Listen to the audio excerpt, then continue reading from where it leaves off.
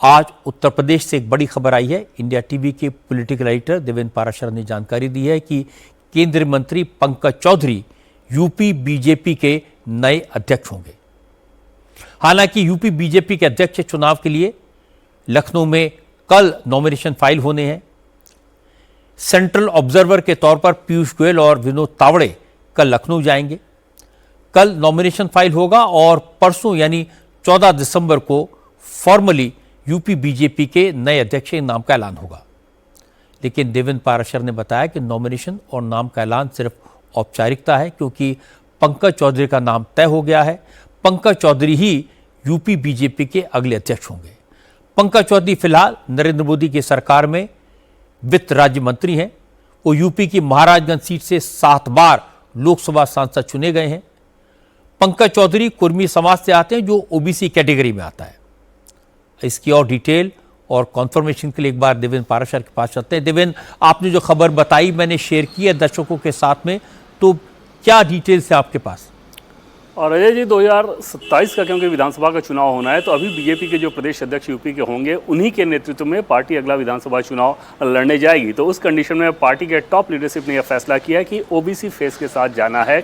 और OBC face में भी कुर्मी कम्युनिटी के पंकज चौधरी के नाम को तय किया गया। तकरीबन 4% की आबादी है कुर्मी कम्युनिटी की। और पिछले लोकसभा चुनाव में जिसमें उत्तर प्रदेश में बीजेपी को अच्छी सफलता हासिल नहीं हुई, उसमें एक बड़ा फैक्टर ये भी था कि तकरीबन 4% आबादी वाले कुर्मी वोटर्स बीजेपी से छिटक गए थे। तो वो पार्टी की एक चिंता थी और उस लिहाज से पंकज चौधरी जो कि उसी कम्युनिटी से आते हैं, उनका चयन किया गया। अगर उनके करियर की अगर बात कर लें तो गोरखपुर में डिप्टी मेयर रहे हैं, पहले काउंसलर बने थे, फिर डिप्टी मेयर, और उसके बाद 91, 96, 98, 2004 और फिर 2014, 19, 24 से सभी लोकसभा चुनाव जीत चुके हैं। तो चुनाव जीतने का उनके पास एक लंबा अनुभव है। हाँ, ये ज़रूर था कि सांगठनिक अनुभव नहीं है, लेकिन क्योंकि चुनाव जीतने का अच्छा खासा अनुभव है और दूसरी चीज़ कुछ कम्युनिटी से आते हैं और कार्यकर्ता हों या फिर उत्तर प्रदेश बीजेपी के नेता, उनके साथ इनके ताल्लुकात बहुत अच्छे बताए जाते रहे, लोगों के बीच रहते हैं, संसाधन संपन्न हैं, संसाधन के मामले में भी बहुत ज़्यादा खर्च वगैरह करते हैं अपने कंस्टिट्यूंसी में। तो इन सारे फैक्टर्स के आधार पर बीजेपी ने तय किया कि पंकज चौधरी को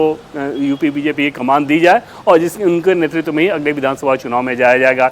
इससे पहले BL संतोष ऑलरेडी लखनऊ पहुंच चुके हैं, जो कि बीजेपी के राष्ट्रीय संगठन महामंत्री हैं। मुख्यमंत्री से उनकी मुलाकात हो चुकी है, उनको बताया जा चुका है। तो कल जो नॉमिनेशन होगा रजत जी 1 से 2 बजे के बीच, कल उसके लिए पंकज चौधरी कल सुबह दिल्ली से लखनऊ जाएंगे और 1 से 2 बजे के बीच नामांकन दाखिल होगा, जिसमें तकरीबन 3 सेट नामांकन दाखिल होगा। प्रस्तावक होंगे मुख्यमंत्री, दोनों डिप्टी CM, प्रदेश अध्यक्ष और इसके अलावा पार्टी के कुछ प्रमुख नेता। और उन प्रमुख नेताओं का चयन भी इस लिहाज से किया गया है कि उत्तर प्रदेश का भौगोलिक क्षेत्र के हिसाब से हर क्षेत्र का एक प्रस्तावक जरूर उस रूप में अलग अलग अगर हिस्सों में उसको बांट दे। तो कुल मिलाकर बीजेपी 2027 के विधानसभा चुनाव के लिए फुल फ्लेज गियर अप करती नजर आ रही है, जब ओबीसी कम्युनिटी के अपने चेहरे को अगला प्रदेश अध्यक्ष बनाने जा रही है। उत्तर प्रदेश की राजनीति के लिहाज से बड़ी खबर आपने बताई है, और जो खबर कल होने वाली वो आज आपने बताई। बहुत बहुत शुक्रिया।